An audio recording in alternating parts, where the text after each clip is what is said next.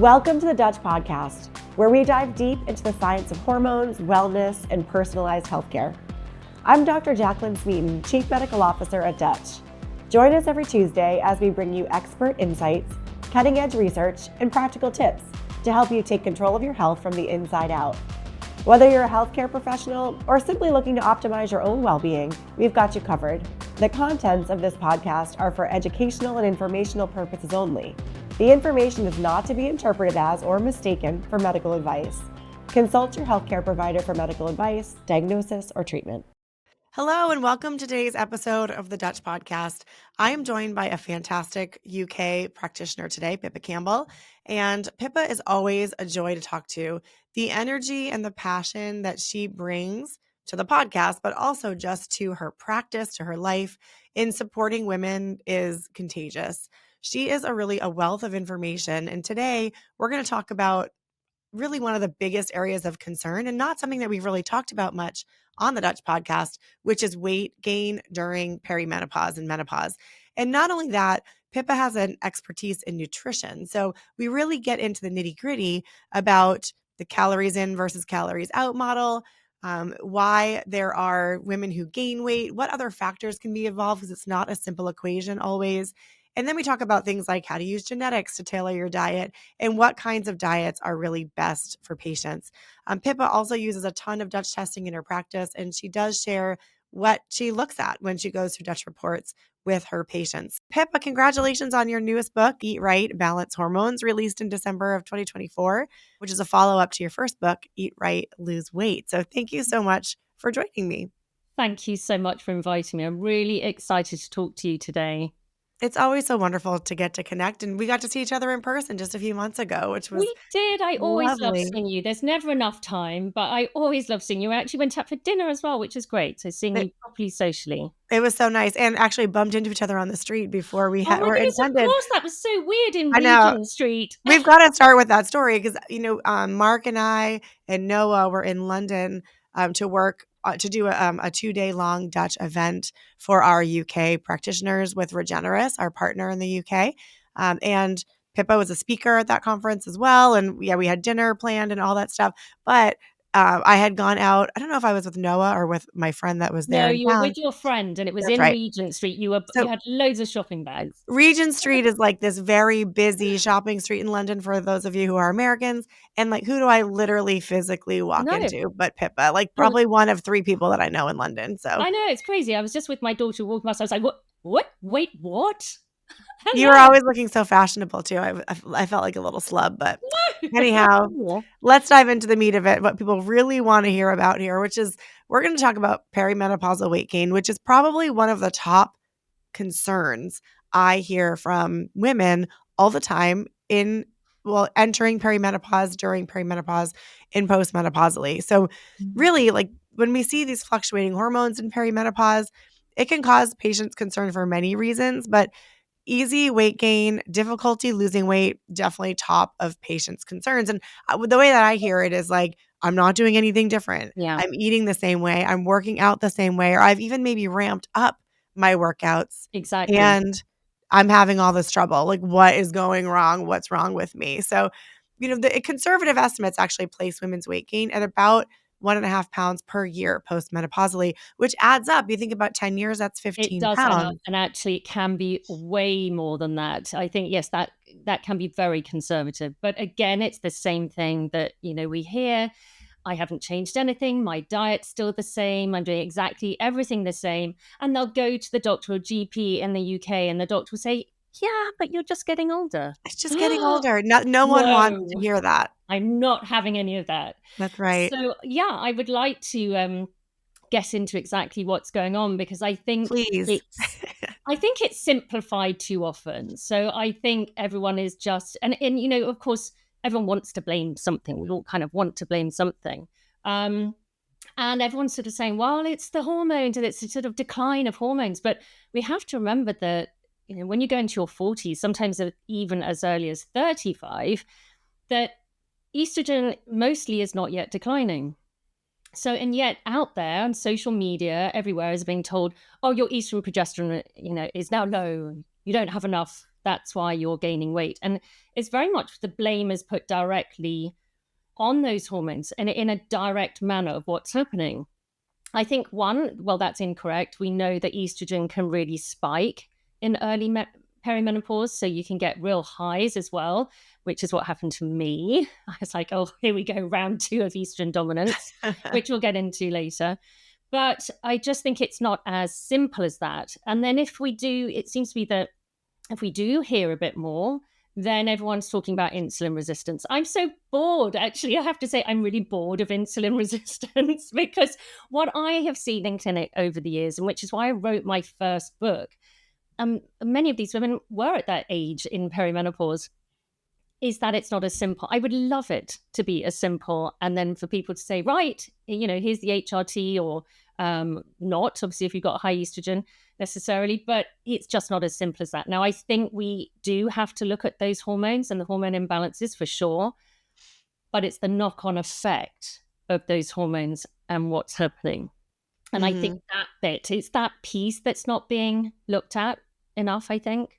Yeah. So let's start at the top of this because we have a lot of providers listening. That's a big part of our audience, but also a lot of patients when they see the concerns that we're talking about as the title of the podcast, they tune in. So let's start by just talking a little bit about some of the hormonal changes that happen during perimenopause. You mentioned estrogen low, estrogen high. Yeah. Let's talk a little bit about at a high level, what's going on at that point in time. Well, what I'm seeing in clinic, and we see this in real Dutch results, and we do a lot of the cycle mapping. So the cycle mapping and complete. And I love it. I love that because I've done so many myself in perimenopause.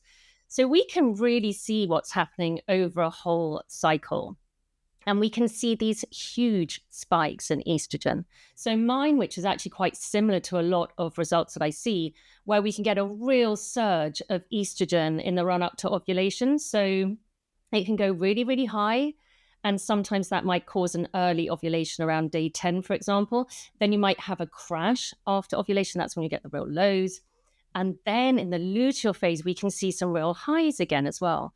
So for me, if a woman is coming to me with reporting sort of weight gain and they've tried everything, then I definitely want to focus on that high estrogen. But it's not just about, it can sometimes be though, it's not just about getting that estrogen down to a better level. It's about what's happening in the liver, what's happening in the gut. So as we know in the Dutch, takes us through that journey, what's happening in phase 1, what's happening at, in methylation as well. And then because my Nutrigenomics, I can also look at phase 2 or potentially what could be happening, and then in the gut as well. So we can have a look at that whole estrogen journey. So it might be just one little hiccup in that journey that be causing weight gain. And I've seen women where we focused on detoxing that estrogen, potentially getting that estrogen down if we've needed to, with foods and sometimes some really key targeted supplements. And honestly, within weeks, they are saying, wow, I've lost 4 pounds. And I see that a lot. I've seen that a lot over the years. And they say, I can't believe it because actually I haven't changed the diet massively, maybe eaten more, focusing on certain things like, say, cruciferous vegetables, the targeted supplements. And they say it's those fatty deposits. This is what they say quite often. It's the sort of fatty deposits around their hips, thigh, abdomen that they are losing, but they can actually see the pounds on the scales. And that's incredible, really, because we have added some things into the diet. We haven't necessarily removed a lot. But understanding that journey means that we can go in a very targeted manner. So that's one simple thing. So that's excess estrogen.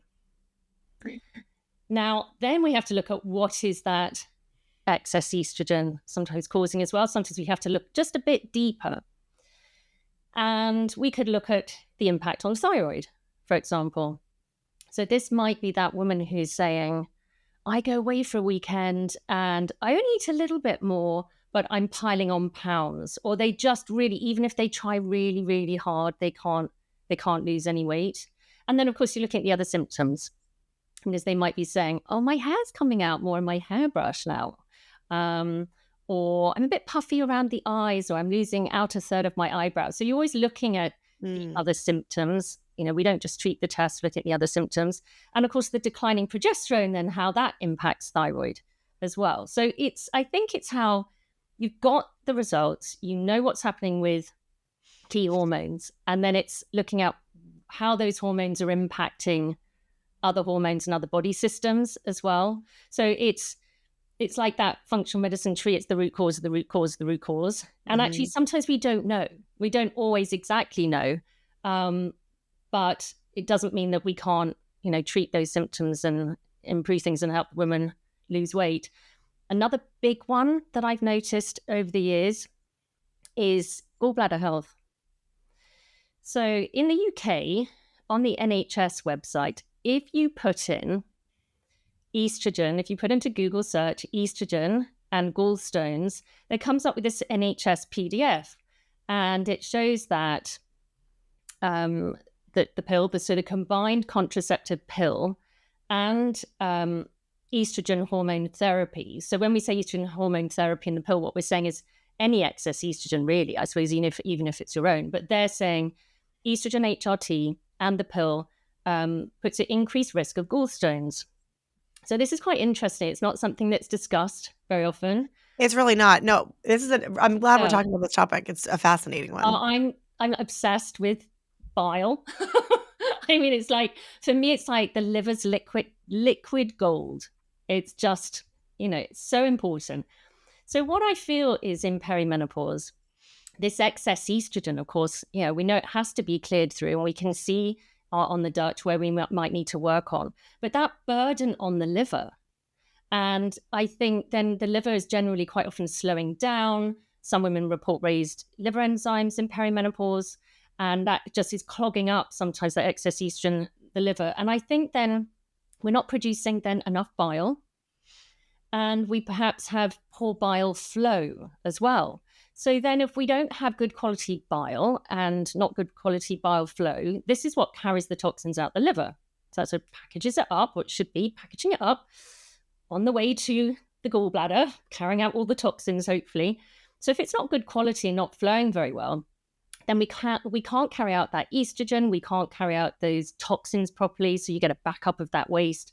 And then by the time you get to the gallbladder, it's just not good quality bile, and it inflames the gallbladder and can cause gallstones. But you know what? Even if a woman doesn't have gallstones, you can still have all these problems. So I think I want to just double click on that a little bit before we move on, because there was actually, interestingly, when we look at phase 1 and phase 2 of estrogen metabolism, the first estrogens undergo hydroxylation, and then phase 2, they have one of 3 pathways. On the Dutch test, we look at methylation, but they also can undergo sulfation and glucuronidation, right, our hormones. And so they get dumped then into the bile and then out of the body. Now, interestingly, and I'm going to miscite this study, but I'll try to dig it up and attach it to the show notes. Another guest had brought that up, that in women who have higher blood glucose, more sugar in the body, you are more likely to undergo glucuronidation because the cofactor is glucose there, and you have a lot of that available. But glucuronidated estrogens in bile are very sticky, and that leaves women more prone to stones, which is so interesting because it ties together that level of estrogen, the liver function, but also kind of the role of the elevating blood sugars that can happen later on in life as well, and how that's related to, gallbladder disease. Absolutely. I mean, bile acids, really help with insulin sensitivity for sure. I just think bile is such a huge multitasker, and we know once it gets to the gallbladder and then is released into the small intestines, it, takes over a whole different role. I mean, it's a huge multitasker. And then it starts, helping us absorb fat-soluble vitamins. So if someone's vitamin D is consistently low, I might be thinking something's going on with, bile, and then helps us break down our fats as well. So if we can't break down our fats in our diet, then that's another thing to contribute to weight gain, of course. So it is that. It's quite sort of a multitasker, and I think it's just not looked at enough. And also because everyone's stressed these days, and we can only really produce bile and have good bile flow when we're in a parasympathetic mode. And a lot of people, unfortunately, going back to the stress piece, really pushing that, sympathetic mode. Yeah, really, really interesting. We maybe need to do another episode just on gallbladder function because it's not an area that I've spent a whole lot of time, you know, going deep and getting beyond. We've not really talked about that I have on the this podcast. from personal experience. I'm like the gallbladder dysfunction family. So, well, definitely I'd love to talk about another time, but I don't have a gallstone, but I am prone to gallbladder issues. So it's something I have to keep an eye on. Luckily, I can maintain it. It's fine. I have my ox bile supplement just there in case I ever need it. But my mother, my daughter, it's just a familial thing. But we can see on DNA testing people who have Gilbert syndrome, which is very, very useful to know. And of course, that whole glucuronidation pathway then. Yeah, fascinating. So pulling it back to weight loss, I mean, I think one of the biggest challenges for women when they go in to see their doctor around this is a lot of doctors have this calories in, calories out weight loss model. And calories do matter. I mean, there's a math calculation there, but it's not quite as simplistic as that. So let's talk a little bit about that. Like, what is right about that model? What's wrong about that model? And do you think about that or apply that in your practice when you're working with patients? Well, I love the way you introduced it because you said it already, because I think quite often people are in two camps. They're saying calories don't matter, or they're in the other camp and where they say it's all about calories. But we know you can't say calories don't matter because there I am advocating portion control. Well, that's calories, isn't it? But it's the nutrients in your food. So yes, in my book, Eat Right, Lose Weight, I do say exactly it's by grams of food, so people know in raw weight. I do say what people need to be eating, but that's done in sort of like weights of food and how much, but it's the nutrients in food. And that can be quite individual. Look, I think there are a lot of things that everyone should be eating, but I think there are things that that are very individual to each person, which that's how I came up with the metabolic types in my first book, because I was thinking, I can never write a book. I'm never going to be able to write a book. I can't make it bespoke. I've been working with clients for years. So I came up with the 7 metabolic types, and there's lists of foods to eat. So I think we know that women in perimenopause, we've got to be focusing on protein for sure. We've got to focus on protein. And I think so many women just aren't. I mean, a big thing that women love is like granola and some yogurt for breakfast. It's just not enough protein. So I think focusing on protein is absolutely key.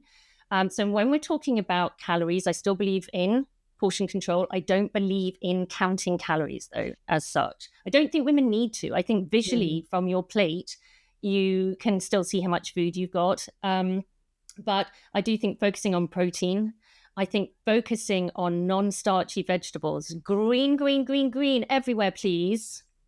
Apart from cauliflower, which is not green. Eat that too. Actually, cauliflower is a great one, frozen in a smoothie.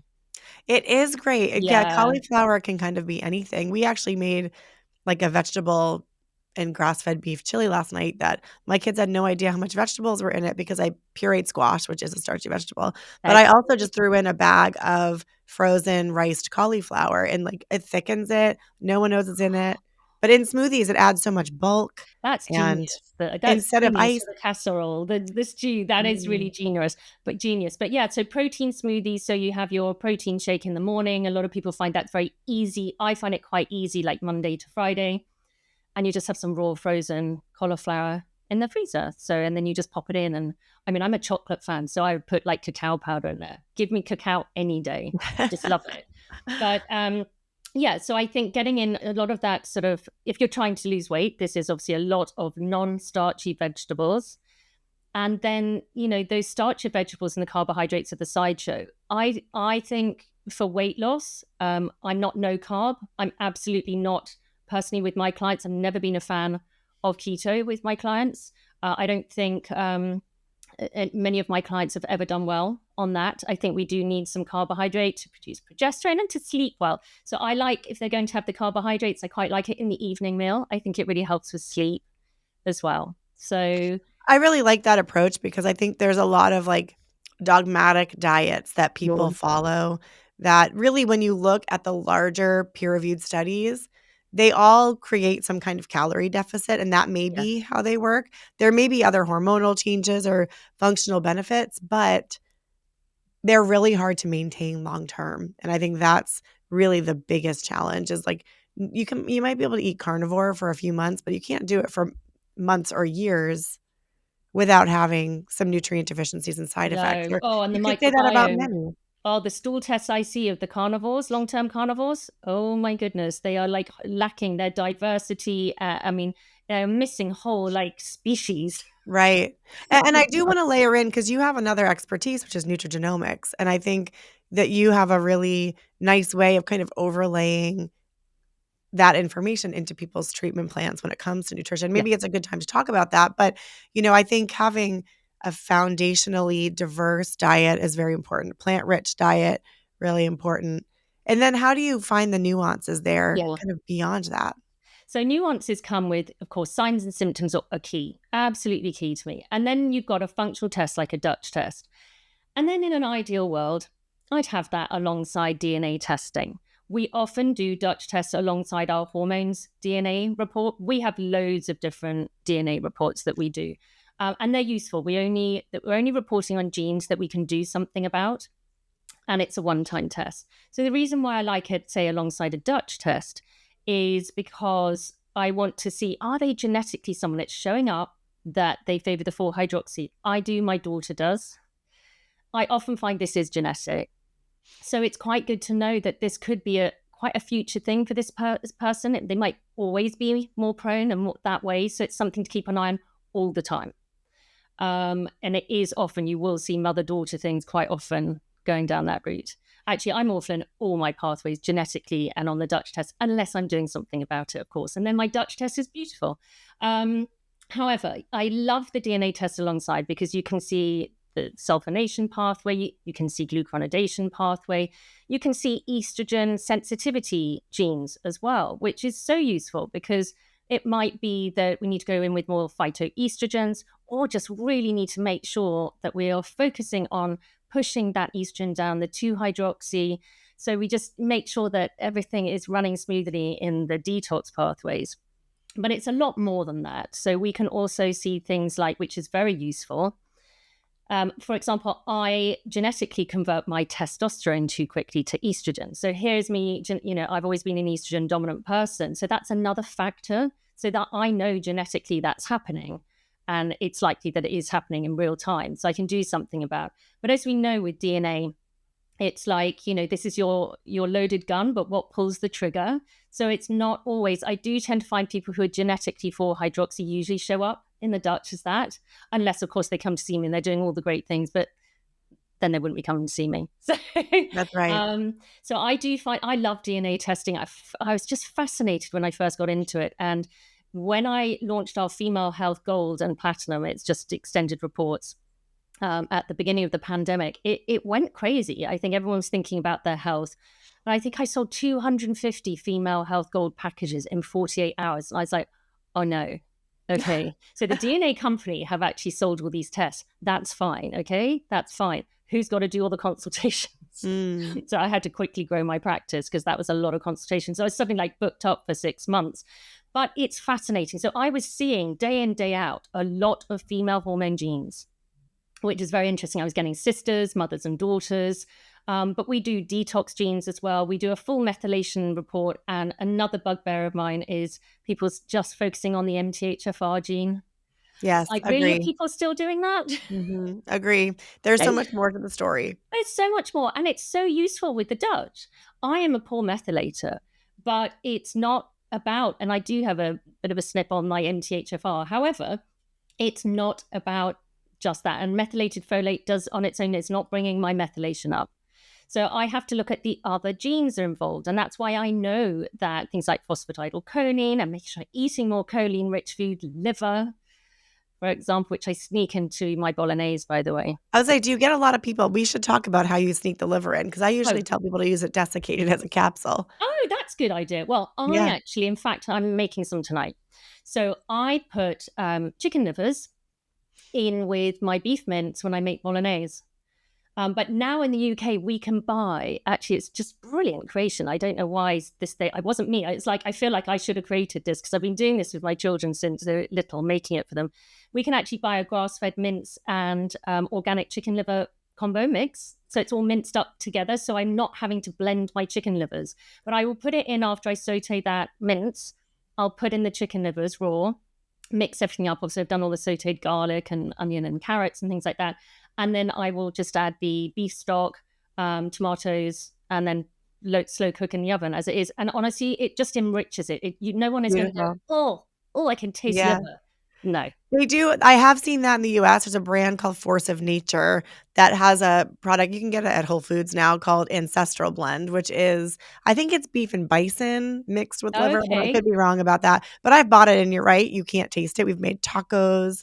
We've made chili. So things that have nice spice to them can kind of cover it up. I mean, I love chicken liver anyway. I love chicken liver pate. It's a very British thing, actually. I love it anyway. And I love sauteed chicken livers with a bit of red onion. Yum, yum. But I get it. Most people don't. But it's such a rich source of choline and vitamin A. Again, I can see from my DNA as well that I don't, convert my vitamin A to the form that we can use, the active form. So I need things like chicken liver. It's very useful having that knowledge. So that's why I love the DNA testing because again, if B12 is a really hard one to test for, even in the active form, I find B12 blood tests just not that great, not accurate. So if I can have some DNA on the person's B12, how well they absorb it, I think that's just a really useful tool to have. So it's not like, and because it's a one-off test, the DNA, you're just doing it once and then you've done. So I get people doing the whole family. I'm missing my whole glutathione gene. So in terms of hormones, I have a shocker. I mean, I'm missing my glutathione gene as well. So that's really important and powerful information. I feel information is really powerful as long as you can use it. Like, I don't want to do a DNA test to find out that when I eat asparagus, my wee smells. I don't really care. Look, I know that, but it's not really useful information. I can't do anything about it. And so I think we have to use all this information. We have to be able to use it well with our clients and then know what to do. And I think some people say, well, then, okay, you're recommending foods, but how do you retest? Because you can't retest DNA. So, but it's again, you go through its signs and symptoms. Going back to your client, why did your client come to you?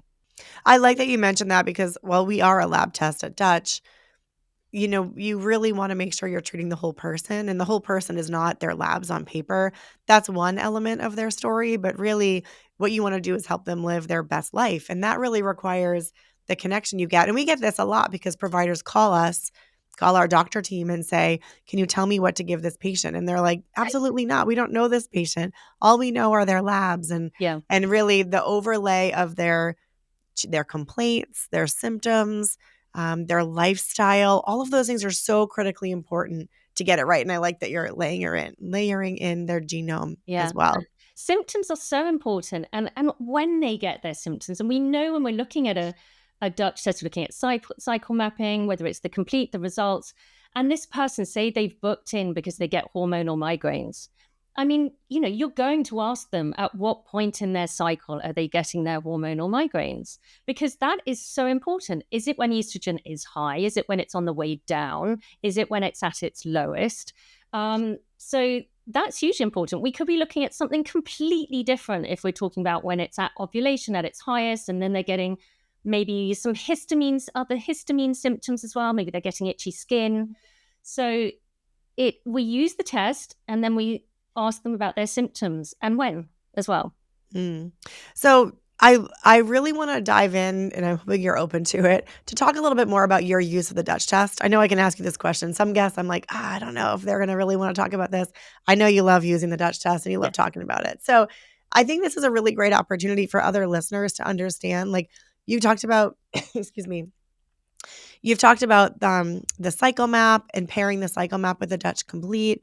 Can you share with providers, like, what are the tests that you're using most routinely from Dutch? And then I want to talk a little bit about why you order them, what you learn from them, if you're open to covering that with me. Yeah, absolutely. Well, we do both. Now, we do a lot of the Dutch Complete 24-hour, because we have a lot of clients who are taking HRT, taking estrogen HRT. So we do a lot of that. And many of them are in menopause. But we have a huge array of clients then that are before that in perimenopause. If they're not yet on HRT, and I'm hoping a lot of the time they're not yet on estrogen, if they don't need it, that is, then it's ideal to do the cycle mapping. I mean, it's magic. If we can have a look at their estrogen and progesterone over a whole cycle is just so powerful, because then we're not missing any of these fluctuations, the highs and lows, because we want to get that overall picture. So then we can see those real estrogen spikes, just like someone who, say, somebody with endometriosis, well, you assume it's all going to be quite high, but we're looking at, again, those highs and lows. So I think in perimenopause, for somebody that's not yet taking hormones, always do the cycle mapping. I know it's frustrating because practitioners want to have results really quickly. And if it's the first time that their patient has done this test, they go, oh, I'm going to do it. But it's just the most simplest test. I do it when I'm traveling. I'm doing it right now. Oh, are you? If you speak to it. Yeah. Get you. I want to do mine. I've just done one, actually. So, it's so easy to just take them with you. And if you have got like there's a mini bar and there's a little freezer section, you can always pop the little cards and pieces of, paper in there. But it's so useful to see that. We also do the cycle mapping a lot with women who have got the Mirena coil. I don't know about in the US, but in the UK, it is being prescribed so much by just the average GP doctor here. And it seems to be that there's a slight missed message going on, because they are telling some of our patients, I'm going to give you the Mirena coil because it will be replacing your progesterone. So there is unfortunately misinformation going on that we have to educate people on that. However, it's the licensed product to use for heavy periods, because that is what the doctor's been told, that's what it's licensed for. They don't know that sometimes, progesterone, higher dose progesterone can work as well, but it's licensed for the heavy periods, but also as a contraceptive. But in perimenopause, that some of these women have had the Mirena coil for years, and of course they don't know when their cycle is. Some know, some might have spotting, they might know, but often they don't.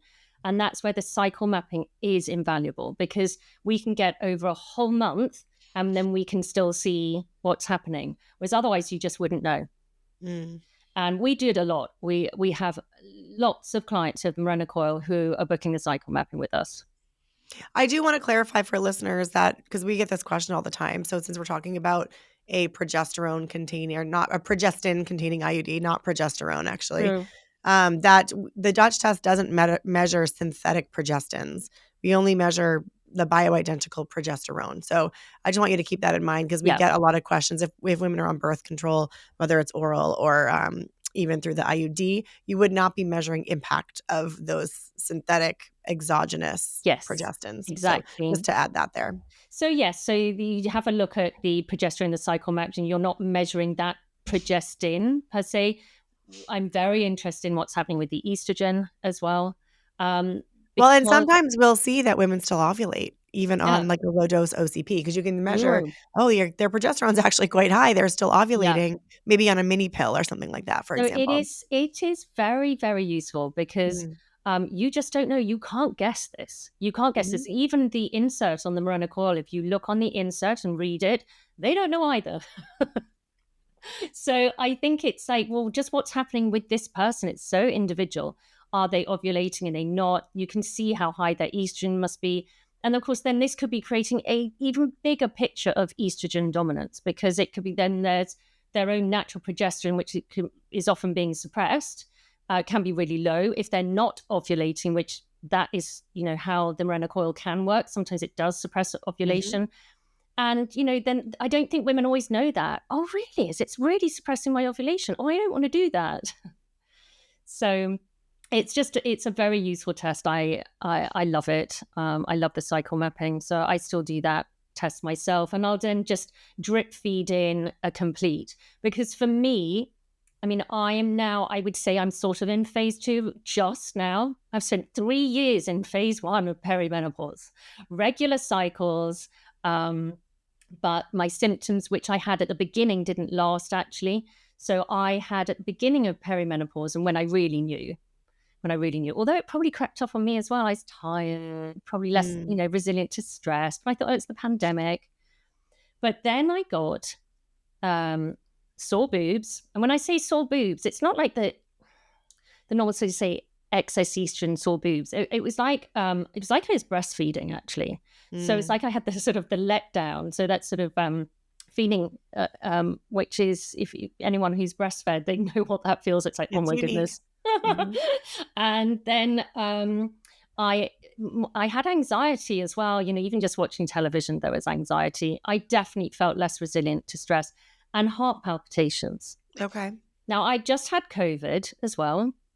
And so I had these symptoms. I did my cycle mapping. So I didn't want to take any supplements at this time because I wanted to see exactly, that might affect the test. I wanted to see really exactly what was going on. And then as soon as I sent the test back, I got straight on Equifem, Biotics Research. I just love that supplement. So I got straight started on that. And quite quickly, actually, I really focused on my diet as well. Symptoms started to, improve. Then I got food poisoning. So I went on holiday, got food poisoning, and I just couldn't crack these perimenopause symptoms. It wasn't until I fixed my gut that actually I managed to sort out the perimenopause symptoms. I'm not saying that's the case for everyone at all, but for me, my gut was massively impacting my symptoms. So I think that's why we have to look at the bigger picture, what's happening in the liver, what's happening in the gut, understanding stress levels, how everything is impacting. And I do like looking at the Dutch results for things like that, because it's like, for example, DHEA, you put the results per age. So we are looking at, well, why is your DHEA lower than it should be for your age? We know that progesterone is declining, in perimenopause. We know things like that are happening. We can't bring it all back. I'm sorry, everyone, but why is it lower than it should be? So is there stress? Is there a thyroid problem? And I think that's what's really useful, and where you're looking at the organic acid markers, so the indican marker. So I mean, this was like round 2 of estrogen dominant symptoms that I'd had way back in my teens and early 20s. Yeah. So when we look at the Dutch Complete, like for those who aren't as familiar, that's our most commonly ordered test. It's easy because it's urine only. The Dutch Plus is very similar, but it adds a salivary measure of cortisol, which is the gold standard. We've validated urine against saliva, so the urine is accurate. But when you use saliva, you're also able to get a cortisol awakening response, which is another measure of resilience of the HPA axis that we're seeing published in literature. But Dutch Complete, you can see top line hormone levels, estrogen, progesterone, testosterone, DHEA, and then all of the metabolites as well. And then cortisol, the diurnal curve, cortisol metabolites. And then also we look at cortisol to cortisone. So you can, and then the organic acids, which you mentioned as well, Pippa. So you can really get that full spectrum picture. And I love hearing the way that you piece those pieces together, even with HPA axis function, because absolutely that will kind of shift things around when it comes to reproductive hormones. No one wants to go there. Exactly. No one wants to go down the stress piece. And the thing is about why I love the fact you have that and you measure the cortisol is you can't guess that. Look, we can say, okay, high cortisol could be tired and wired. Yeah, we could say that. And there are more common scenarios. I've been surprised. I've been surprised so many times. In fact, even my own. So the last 2 years, I have been higher cortisol. So I'll come off my supplements, see what's happening. I've been higher cortisol. And then my very last one, my cortisol was lower. And honestly, I thought it was going to be high. I thought it was going to be high again. You can't guess it. And I was like, what? Oh, and I said, oh, well, there we go. That explains things. I felt I was getting a bit of lost some vagal tone. I felt that my vagus nerve wasn't firing up as well. It all just made sense to me. Thank goodness my DHEA is still robust, but it was too high before. So you can't really guess it. And that made me, it does make you sort of think when you sit with patients, but for myself as well, right, come on, Pippa, I really need to do something about this. And then funny, I've always been very cortisone So it's like, oh, too much, let's just conserve it. Let's hold back, tell her to just stop going so crazy into overdrive. But then I was a little bit more cortisol on the last one, but my whole cortisol levels had dropped. So it's like I'm hanging on to what I've got. Woo, let's go through it. Oh, right. But no one, and that's something which I have to work really hard at. Food is easy for me, but the stress bit, I have to work so hard at, and I think everyone has to. It's hard. Well, and you're a busy practitioner, hardworking parent, and treating a lot of women, kind of you're holding a lot. So not surprising, right? But we're all holding a lot. And I'm a natural worrier, actually, anyway. I probably always was a little bit of a worrier. So I think sometimes it just, perimenopause time, then it can exacerbate the natural you. And I think any area of dysfunction can be exacerbated in perimenopause for sure. Mm. Well, I've really appreciated this conversation, and our time's really flown by. I want to give you an opportunity. Where can people find your book or find out more information about you? I know a lot of our listeners are in the US, but also the UK. So where can people learn more about you? So my website, pippacampbellhealth.com. And then my books are available on Amazon. So Eat Right, Lose Weight is available in the US as well. Eat Right, Balance Hormones. I hope it's available in the US as well. So that's on Amazon. And my Instagram, Pippa Campbell Health. It's Pippa Campbell _health, actually. Wonderful. Well, thanks so much, Pippa, for joining me today and for all of your support. We really appreciate working with you at Dutch and getting the chance to see you at our beautiful UK events and sometimes in the US too. Yeah, hope to see you soon. Thank you so much. If you're wanting to learn and really expand your expertise in hormones, you're not going to want to miss our podcast. So make sure you tune in each and every week for our new content.